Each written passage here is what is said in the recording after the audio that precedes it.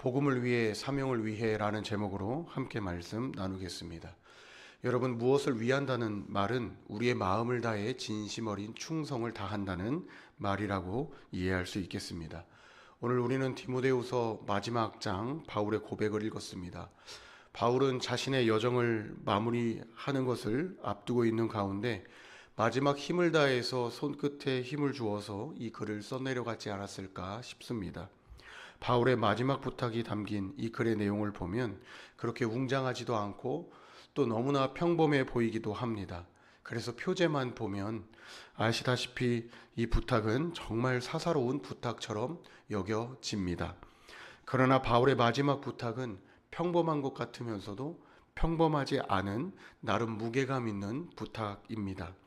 알고 보면 바울의 부탁이 결코 사사로운 부탁일 수 없습니다. 지극히 평범한 인간적인 말 한마디가 주는 힘이 얼마나 큰지 모릅니다. 임종을 앞두고 있는 스승이 제자에게 편지할 때 제자가 이 글을 받아 읽었을 때 얼마나 큰 감격을 또 아쉬움을 갖고 있었겠습니까? 바울은 디모데를 비롯한 여러 사람들에게 여전히 많은 사람들이 복음과 사명을 위해 살아갈 것을 기대했습니다. 그래서 바울의 부탁은 여러 사람으로 하여금 복음과 사명을 위해 변하지 않는 바울 자신의 태도를 여러 사람들에게 보이고 있습니다. 오늘 말씀의 내용을 잠깐 요약해서 살펴보면 바울이 디모데가 올 때 자신에게 유익한 마가를 데려올 것을 부탁하는 것과 마가와 함께 그가 놓고 온 겉옷과 가죽 종이에 쓴 책을 가져오라는 부탁을 하는 것을 알 수 있습니다.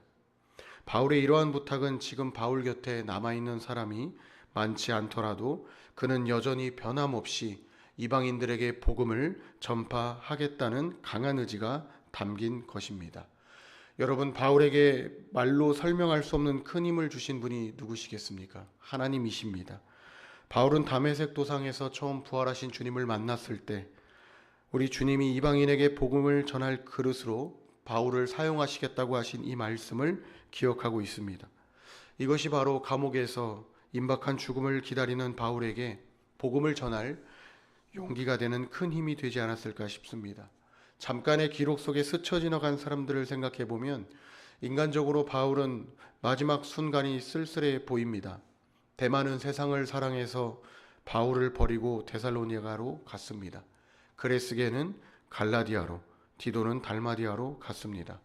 저마다 바울 곁을 떠난 이유가 있었겠지만 바울 곁에 남아있는 사람이 많지 않은 것은 분명해 보입니다.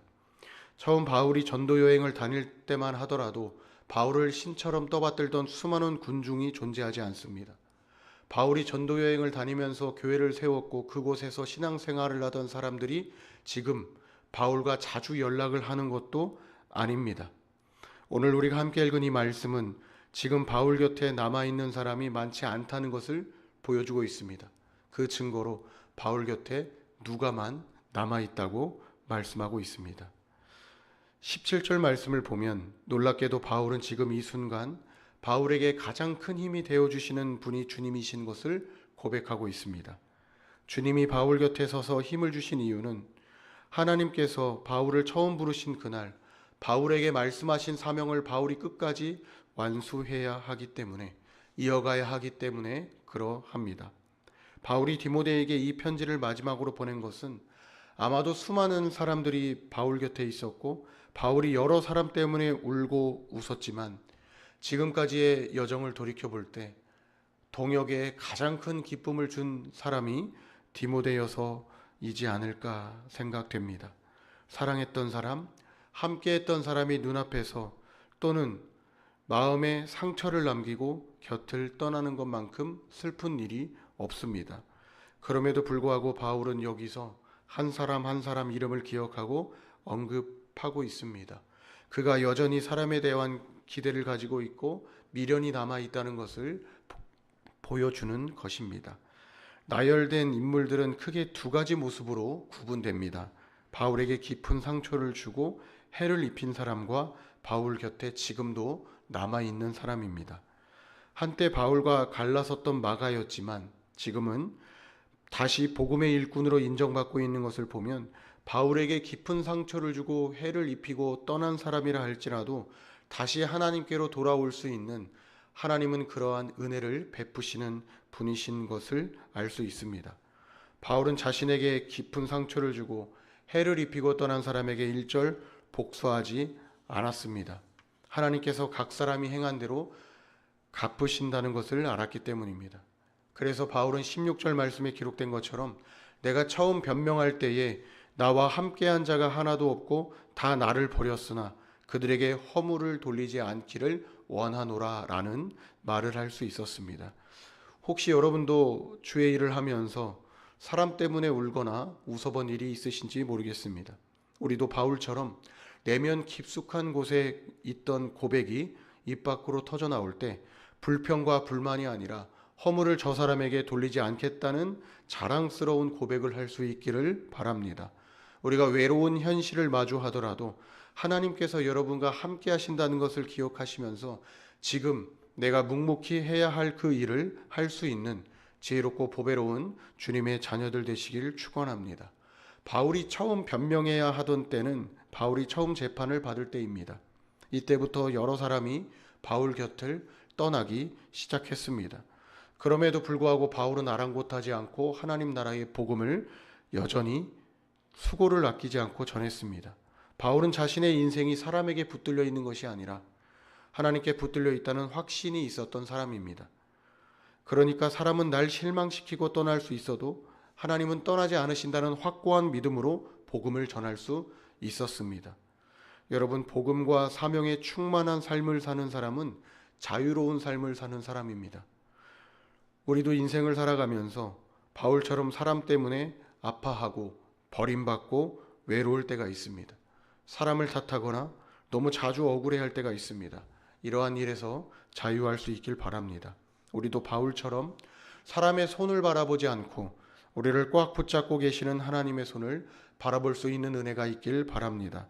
그러면 사람보다 더 큰 존재인 하나님으로 인해 우리 삶의 기쁨이 차고 넘칠 줄 믿습니다. 주님이 우리 곁에 계실 때 우리는 하나님과 함께 더불어 사는 삶을 꿈꿀 수 있습니다. 함께 읽은 18절 말씀은 바울의 마지막 간증과도 같습니다. 주께서 나를 모든 악한 일에서 건져내시고 또 그의 천국에 들어가도록 구원하시리니 그에게 영광이 세세 무궁토록 있을지어다. 아멘 이라고 고백하고 있죠. 여러분, 이 고백은 단지 과거의 간증이 아닙니다. 지금 이 순간 하나님께서 앞으로 내일도 나와 함께 하실 것을 믿는다는 확고한 믿음 안에 서 있는 고백입니다. 이 믿음이 바울을 끝까지 붙들고 있는 줄 믿습니다. 하나님으로 시작해서 하나님으로 마무리하는 삶, 우리 모두가 꿈꾸는 삶입니다. 찬양이 끊이지 않는 삶이 바로 하나님으로 시작해서 하나님으로 마무리되는 삶입니다. 복음으로 변화된 인생을 살다가 사명을 위한 삶을 사는 사람이 참 복됩니다. 후회가 아닌 찬양이 평생 그의 삶을 붙들기 때문입니다. 더 이상 외롭지 않죠? 하나님과의 친밀함이 늘 삶에 끊이질 않습니다. 말씀을 맺고자 합니다. 오늘 우리는 바울의 마지막 편지를 마주하면서 하나님으로 시작해서 하나님으로 마무리되는 바울의 삶을 보았습니다. 한 문장으로 정리한다면 바울의 삶은 복음으로 시작해서 복음으로 끝난 삶입니다. 또 한편으로는 사명으로 시작해서 사명으로 마무리되는 삶입니다. 사람들에게 상처도 받았고 외로움도 겪었지만 끝까지 복음과 사명을 붙들 수 있었던 이유는 한 가지입니다. 복음을 위해 사명을 위해 살아가는 자의 삶은 사람의 손에 붙들려 있는 것이 아니라 하나님의 손에 붙들려 있다는 것입니다. 사랑하는 여러분, 오늘 우리의 인생은 어디에 있습니까? 아직도 사람의 말에, 사람의 시선에 흔들리고 계십니까? 바울처럼 사람을 향한 사랑은 갖되 그 누구보다 신실하신 주님의 손에 붙들리시는 하루가 되기를 소망합니다. 바울은 복음을 위해, 사명을 위해 자신의 삶을 완주했습니다. 보통의 경우라면 여러 사람들과는 다른 마지막 도착지를 앞당긴 것처럼 보일지라도 그의 삶은 스스로 자족할 수 있는 기쁨과 평안이 가득한 삶이었습니다. 평생을 복음과 사명을 위해 다름박질하면서 그의 시선은 사람에게 향해 있질 않았습니다.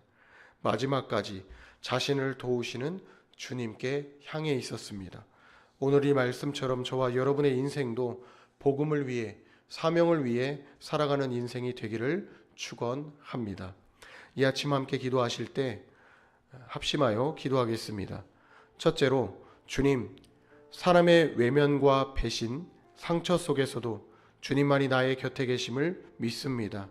늘 이런 고백이 삶에 끊이지 않게 하옵소서라는 기도를 하겠습니다.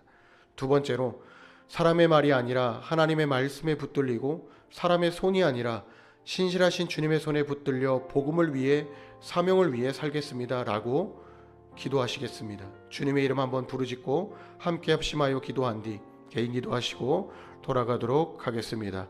주여, 아버지 하나님, 사람의 외면과 배신 가운데에도 우리를 붙드시는 하나님을 의지하며 하나님 손에 붙들려 있게 하여 주옵소서. 주님의 손에